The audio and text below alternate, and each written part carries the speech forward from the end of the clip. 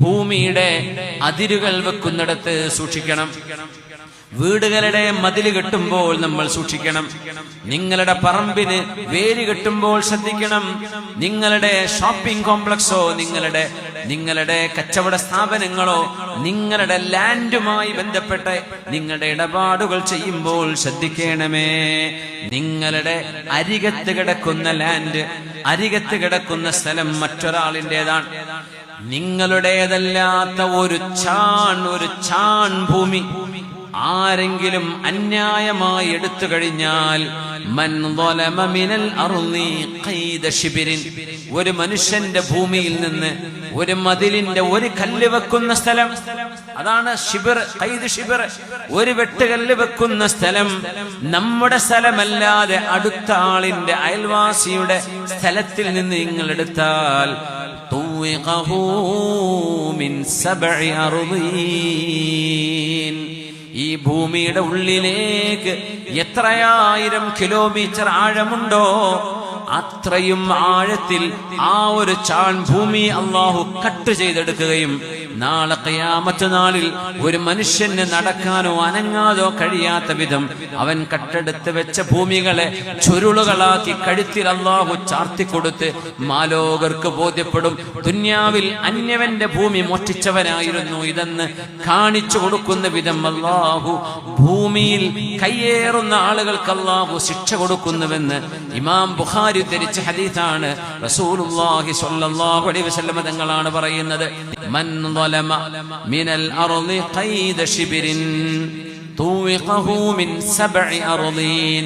ഈ ഭൂമിക്ക് 7 ലെയറുകളാണ്. ഭൂമിയുടെ കോർ അതിന്റെ ക്രസ്റ്റിലേക്ക് എത്തുന്നത് വരെ ആ 7 ലെയറുകളിൽ നിന്നും ആ ഒരു ചാണിനെ മുറിച്ചല്ലാഹു താഴെ കട്ട് ചെയ്തെടുത്ത് മാലയായി കഴുത്തിൽ ചാർത്തി കൊടുക്കും. അതുകൊണ്ട് നിങ്ങളുടെ ഒരു ചാണോ അരച്ചാണോ ഒന്ന് പോയാൽ പോലും മറ്റൊരാളിൻ്റെത് നമ്മളിലേക്ക് വരരുത് എന്ന നിർബന്ധം വേണം. മറ്റൊരാളിന്റെ ഭൂമി നമുക്ക് വേണ്ട. നമ്മുടേതൊരാൾ അപഹരിച്ചു എന്ന് വിചാരിക്കുക, നാളെ അള്ളാന്റെ കോടതിയിലേക്ക് പോകുമ്പോൾ നമുക്കൊരു നിധിയാണത്, നമുക്കൊരു വരുമാനമാണത്, നാളെ നമുക്കത് ഉപകാരപ്പെടും. അങ്ങനത്തെ വല്ല ദുൽമും എന്നോടാരെങ്കിലും ഒന്ന് ചെയ്തെങ്കിലെന്ന് മനുഷ്യൻ കൊതിച്ചു പോകുന്ന നേരമാണത്. എന്നല്ലാതെ മറ്റാരുടേതും നമ്മൾ അപഹരിക്കരുതേ എന്ന് റസൂലുള്ളാഹി സ്വല്ലല്ലാഹു അലൈഹി വസല്ലം മഹാനായ അബൂ സലമത്ത് ഇബ്നു അബ്ദുറഹ്മാൻ റളിയല്ലാഹു അൻഹു, മഹാനായ അബൂ സലമ റളിയല്ലാഹു അൻഹുവിന്റെ ഭൂമി മറ്റൊരാൾ കയ്യേറി എന്നൊരു പരാതി ഉണ്ടായിരുന്നു. അബൂ സലമ റളിയല്ലാഹു അൻഹു ആയിഷ ബീവിയോട് വന്ന് പരാതി പറഞ്ഞു. ഹബീബായ തങ്ങളുടെ വഫാത്തിന് ശേഷം ആയിഷ ബീവി റളിയല്ലാഹു അൻഹാ ചോദിച്ചിട്ട് പറഞ്ഞു, യാ അബാ സലമ ഇജ്തനിബിൽ അർള്, അബൂ സലമ ഭൂമിയുടെ വിഷയമല്ലേ, നിങ്ങളുടേതല്ലാത്തത് തൊട്ടുപോകരുത് കേട്ടോ, ഭൂമി തൊടണ്ട, ഭൂമി തുടരുതേ, നിങ്ങളുടേതല്ലാത്തത് എടുക്കരുത്. അങ്ങനെയാണെങ്കിൽ പള്ളിയുടെയും മദ്രസയുടെയും വഖഫുകൾ കയ്യേറുന്നത് എത്ര ഗുരുതരമായ തെറ്റാണ്. മസ്ജിദിന്റെ ഭൂമി കയ്യേറുന്ന ആളുകൾ, മസ്ജിദിന്റേത് ദുരുപയോഗം ചെയ്യുന്നത്, അള്ളാഹുവിന് വഖഫ് ചെയ്യപ്പെട്ട ഭൂമികളുടെ ഉടമസ്ഥാവകാശം അള്ളാഹുവിനാണ് എന്ന് മനസ്സിലാക്കണം. അത് അള്ളാഹുവിന് വഖഫ് ചെയ്യപ്പെട്ടതാണ്. അതൊരു മനുഷ്യൻ കയ്യേറിയാൽ അള്ളാഹുവിന്റെ അധികാരത്തിലാണ് കയ്യേറുന്നത് എന്ന ബോധ്യം വേണം. അബൂ സലമ റളിയല്ലാഹു അൻഹുവിനോട് ആയിഷ ബീവി പറയാണ്, ഇജ്തനിബിൽ അർള, ആ ഭൂമി വിട്ടേക്കിൻ അബൂ സലമ, ഫഇന്ന റസൂലല്ലാഹി സ്വല്ലല്ലാഹു അലൈഹി വസല്ലം ഖാൽ, അല്ലാഹുവിന്റെ റസൂലല്ലയോ പറഞ്ഞത്, മൻ ളലമ ഖൈദ ശിബിരിൻ തുവിഖഹു മിൻ സബ്ഇ അർളീൻ. 7 ഭൂമിയുടെ തട്ടിലേക്ക് വരെ കയ്യേറിയ ഭൂമി അള്ളാഹു മുറിച്ചെടുക്കുകയും അതൊരു മാലയായി ഹാരാർപ്പണം ചെയ്തുകൊണ്ട് അപമാനിക്കുമെന്ന് മഹാനായ. അതിന് സമാനമായ സംഭവം സഅദ് ഇബ്നു അബീ വഖാസ് റളിയല്ലാഹു അൻഹുവിന്റെ വിഷയത്തിൽ ഉണ്ടായിട്ടുണ്ട്. മഹാനായ സഅദ് എന്നവരെ കുറിച്ച് ഒരു പെണ്ണിതുപോലെ പരാതി പറഞ്ഞു. സഅദ് എന്നവര് ആ പെണ്ണിന്റെ ഭൂമി, കൃഷിഭൂമി കയ്യേറിയെന്ന്. ഹബീബായ നബി ഞങ്ങളുടെ സ്വഹാബിയാണ്, ദുആഇന് ഉത്തരമുള്ള സ്വഹാബിയാണ് സഅദ് ഇബ്നു അബീ വഖാസ് റളിയല്ലാഹു അൻഹു. നബിയേ ഉദ്ഉല്ലാഹ അൻ യജ്അലനി മുസ്തജാബദ് ദഅവ, നബിയേ അല്ലാഹുവിനോട് ദുആ ചെയ്യണേ, എന്റെ ദുആഇന് ഉത്തരം കിട്ടാൻ വേണ്ടി ദുആ ചെയ്യണേ. അപ്പോഴാ നബി തങ്ങൾ പറഞ്ഞത്, സഅദേ സഅദേ അത്യിബ് മത്അമക അത്യിബ് മത്അമക തകുൻ മുസ്തജാബദ് ദഅവ, നിങ്ങൾ കഴിക്കുന്ന ഭക്ഷണം ഹലാലാണ് എന്ന് ഉറപ്പുവരുത്തണേ.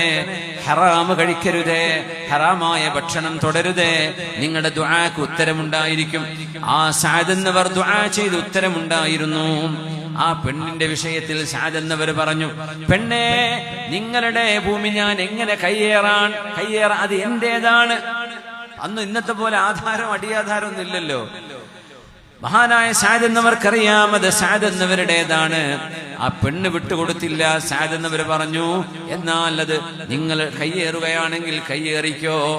സഅദ് എന്നവർ ദുആ ചെയ്തു, പടച്ചവനെ അല്ലാഹുമ്മ അഅമി ബസറഹാ വജ്അൽ ഖബ്റഹാ ഫീ ബിരിഹാ. ഒരു ദുആയാണ്. മനസ്സ് വേദനിക്കും, അങ്ങനെയാണ്. മനസ്സ് വേദനിക്കും, അങ്ങ് ദുആ ചെയ്തു പോകും. അല്ലാഹുവേ, ആ പെണ്ണ് പറഞ്ഞത് നുണയാണെങ്കിൽ, ആ പെണ്ണ് പറഞ്ഞത് കളവാണെങ്കിൽ അവളുടെ കണ്ണിന്റെ കാഴ്ച എടുത്തു കളയണമേ. അവളുടെ ഖബറ് അവളുടെ കിണർ തന്നെ ആക്കി കൊടുക്കണമേ. സംഭവിച്ചു. അത് പെണ്ണിന്റെ കാഴ്ച പോയി. ആ ഉമ്മയുടെ കാഴ്ച നഷ്ടപ്പെട്ടു, കണ്ണ് കാണുന്നില്ല. ആളുകൾ പറയാൻ തുടങ്ങി, ഇത് സഅദ് എന്നവരുടെ ദുആയാണ്. അല്ലാഹുമ്മ അഅമി ബസറഹാ, കണ്ണിന്റെ കാഴ്ചയെ എടുത്തു കളയണമേ. കാഴ്ച അങ്ങോട്ട് പോയി. അങ്ങനെ തന്റെ വീടിന്റെ മുന്നിൽ ആ ഉമ്മ നടക്കുമ്പോൾ ആ കിണറ്റിൽ വീണിട്ടാണ് ആ ഉമ്മ മരിക്കുന്നത്. സഅദ് എന്നവർ പറഞ്ഞ ദുആയാണത്. വജഅൽ ബിറഹാ വജഅൽ ഖബ്റഹാ ഫീ ബിരിഹാ, ആ ഉമ്മയുടെ ഖബർ ആ കിണറ്റിൽ തന്നെ ആക്കി കൊടുക്കണേ എന്ന് പറഞ്ഞ പോലെ സംഭവിച്ചു.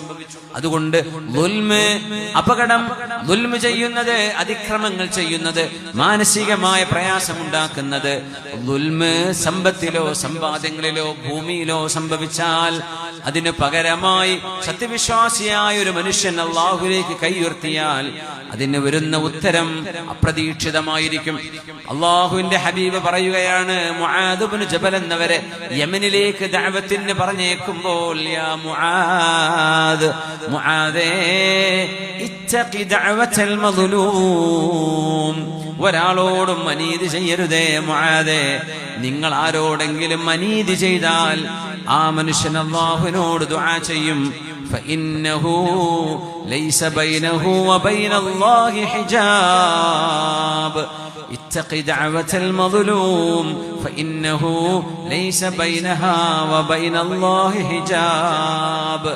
ആക്രമിക്കപ്പെട്ടു പോകുന്ന മനുഷ്യരുടെ പ്രാർത്ഥനയെ പേടിക്കണം. കാരണം അവരുടെയും അല്ലാഹുവിന്റെയും ഇടയിൽ വേറെ മറയില്ല എന്ന് റസൂലുള്ളാഹി സ്വല്ലല്ലാഹു അലൈഹി വസല്ലം